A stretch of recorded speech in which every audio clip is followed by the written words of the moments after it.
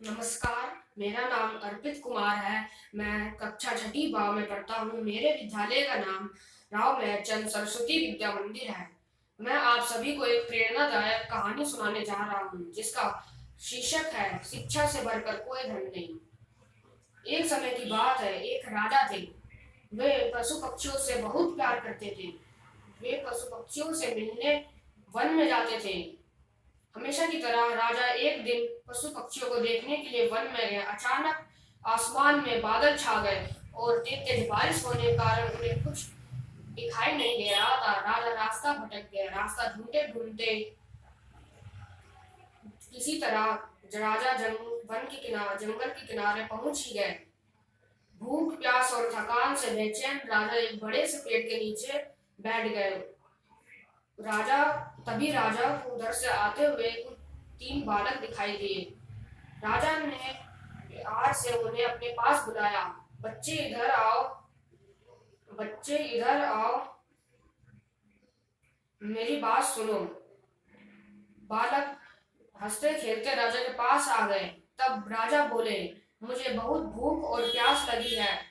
क्या मुझे भोजन और पानी मिल सकता है? बालक बोले, हमारा घर पास में ही है।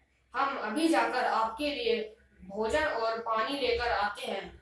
आप बस थोड़ा सा इंतजार कीजिए।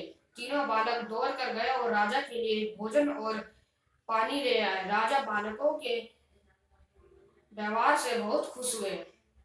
वे बोले, प्यारे बच्चों, तुमने मेरी भूख और प्यास मिटाई है। बताओ, मैं तुम्हें इनाम के रूप में कुछ देना चाहता हूँ। बताओ बालकों, तुम्हें क्या चाहिए? थोड़ी देर सोचने के बाद पहला बालक बोला, महाराज, क्या आप मुझे एक बड़ा सा बंगला और गाड़ी दे सकते हैं? महाराज बोले, हाँ हाँ, क्यों नहीं। अगर तुम्हें यही चाहिए तो तुम्हें जरूर मिलेगा।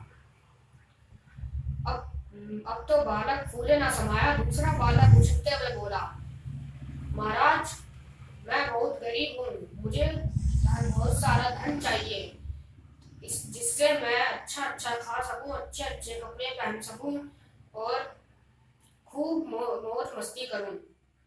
महाराज बोले, ठीक है, तुम्हें बहुत सारा धन मिलेगा। भला तीसरा बालक यह बात सुनकर दूसरा बालक झूम उठा। भला तीसरा बालक क्यों चुप रहता? वह भी बोला, महाराज, क्या आप मेरा सपना पूरा करेंगे? महाराज मुस्कुरा कर बोले, बताओ बेटा, तुम्हारा क्या सपना है? बालक बोला, मेरा सपना यह है कि मैं पढ़ लिख कर विद्वान बनना चाहता हूँ। आप मेरे लिए कुछ कर सकते हैं? महाराज तीसरे बालक की बात सुनकर बहुत खुश हुए। महाराज ने तीसरे बालक के लिए पढ़ने लिखने की उचित व्यवस्था करवा दी। बालक मेहनती था। वह दिन रात लगन से पढ़ता और कक्षा में पहला स्थान प्राप्त करता। ऐसे ऐसे समय बीतता गया और वो एक विद्वान बन गया। राजा ने उसे अपने राज्य का मंत्री बना दिया।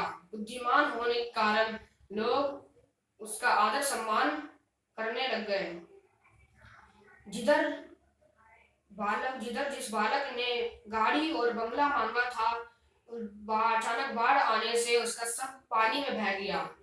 दूसरा बालक धन मिलने के बाद से कोई काम नहीं करता, दिन भर फिजूल खर्च करता और धन उड़ाता और खूब मौज मस्ती करता। भला रखा धन कब तक रहता? एक दिन उनका सारा धन समाप्त हो गया। दोनों बालक उदास होकर अपने मित्र यानी मंत्री से मिलने राजा के दरबार में गए। दोनों बालक दुखी होकर कहते हैं कि हमारा गाड़ी बंगला धन सब कुछ नष्ट हो गया। मित्र ने समझाते हुए कहा, धन कभी किसी के पास रहता नहीं, धन तो आते जाते रहता है।